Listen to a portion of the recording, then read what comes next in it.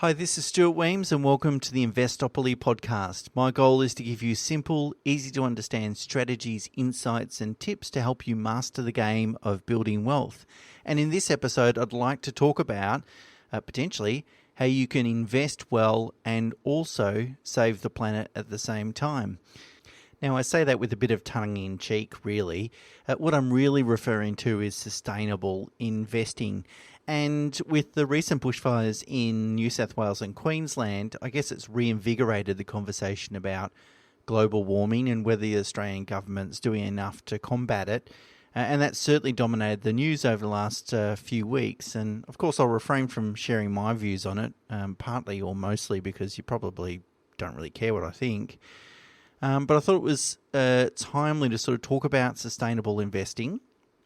And, you know, if you are concerned about the environment, in a way, it's a way of putting your money where your mouth is. And, I guess we all look at the environment and think, well, what can one person do? Well, maybe this is one of the things that we can do to kind of reward companies that are treating the planet better than other companies that aren't. Sustainable investing grew by about 35% between 2016 and 2018. In fact, the growth rates are pretty considerable since then as well, and it now accounts for over $70 trillion worth of assets globally.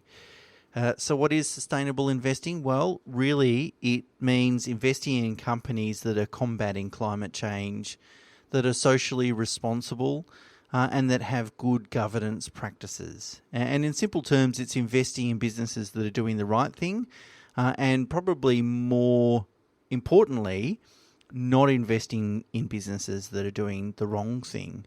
And hopefully the flow of capital will encourage, that is the flow of investment capital towards good companies away from bad ones, will encourage the bad ones also to become more sustainable in their practices.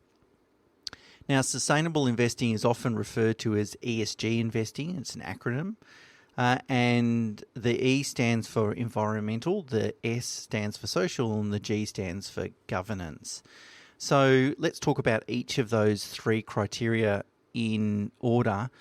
So environmental mainly relates to climate change. So that's greenhouse gas emissions, CO2, but also includes resource depletion, waste disposal, pollution and deforestation.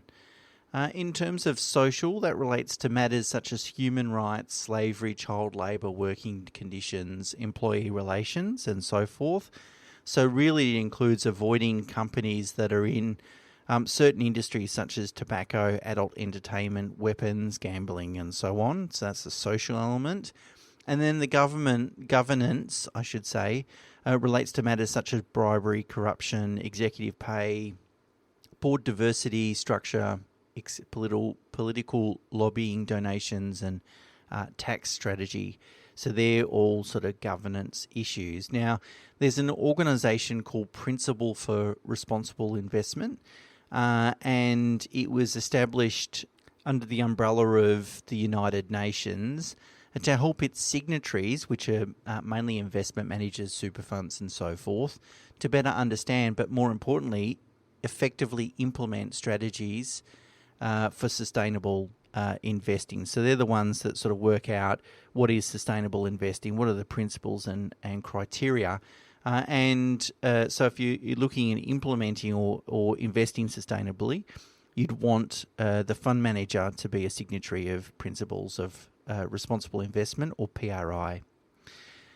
So what impact can you have on the environment by sustainable investing? Well, it can have a pretty significant impact in terms of the types of companies that you're rewarding and the types of companies that you're punishing by directing your flow of cash flow. So, for example, if you look at carbon dioxide, which is really the probably makes up 80% of the allocation from an environmental perspective, and there's two types of emissions to consider, two types of CO2 emissions to consider. The first one is actual emission, emissions, and the second one is potential emissions. And potential emissions really relate to mining companies, and it's really about the reserve of raw materials that they've identified that they're yet to sort of pull out of the ground. But if you're dealing with a mining company that has significant coal reserves, for example, then their future CO2 emissions, so potential emissions, will be pretty significant.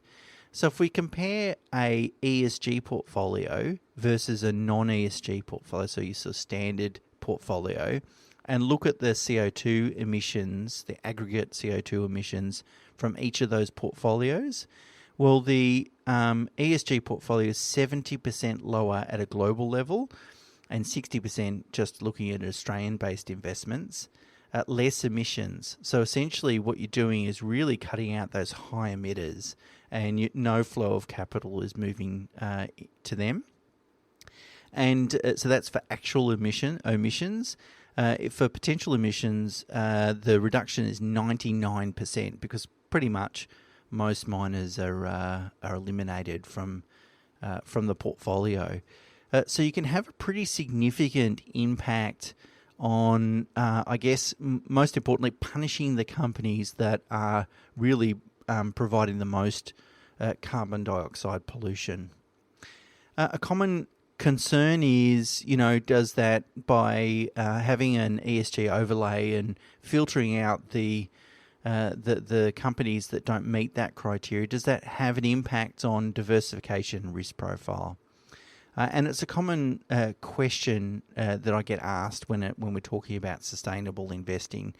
And the answer is no. The short answer is, and I've included a table in the show notes and the blog on the website, but if you have a look at the weightings, the sector weightings of an ESG portfolio and a non-ESG portfolio, they are different, but not materially different. In fact, they're surprisingly similar.